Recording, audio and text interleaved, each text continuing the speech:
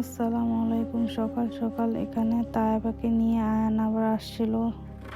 তায়েবাকে দেখেই ঘুমটা ভাঙলো। এখানে আয়ান আবার এখানে তায়েবাকে নিয়ে শয়তানি করছিল। আমি আবার বাইরে একটু ভিউ দেখছিলাম। বাইরে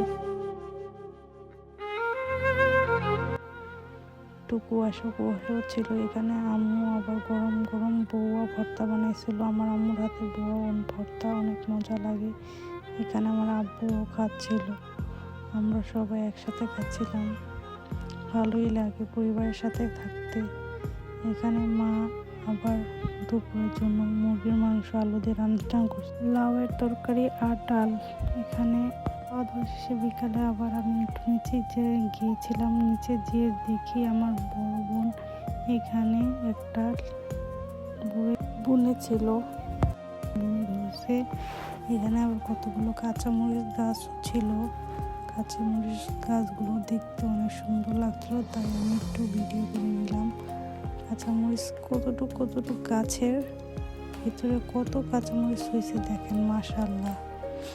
সন্ধ্যাবেলা গ্রিল আর নান রুটি আনছিল। আমরা সবাই একসাথে নান রুটি আর গ্রিল মজা করে খেয়ে নিচ্ছিলাম। মা আবার বের করে দিচ্ছিল, বলতেছিল খাওয়া নাইলে পরে ঠান্ডা হয়ে যাবে। তাই আমরা সবাই একসাথে খাচ্ছিলাম অনেক মজা করে। অনেক মজা লাগলো গ্রিলটা আর নান রুটিটা। এখানে রাতে আবার আয়ান রোস্ট ইচ্ছা মাছ খাচ্ছিল। ইচ্ছা মাছগুলো অনেক মজা, আমার বাবা আনছিল এখানে রোস্ট ইচ্ছা মাছ। আজকে এ পর্যন্তই। আল্লাহ হাফেজ। আসসালামু আলাইকুম।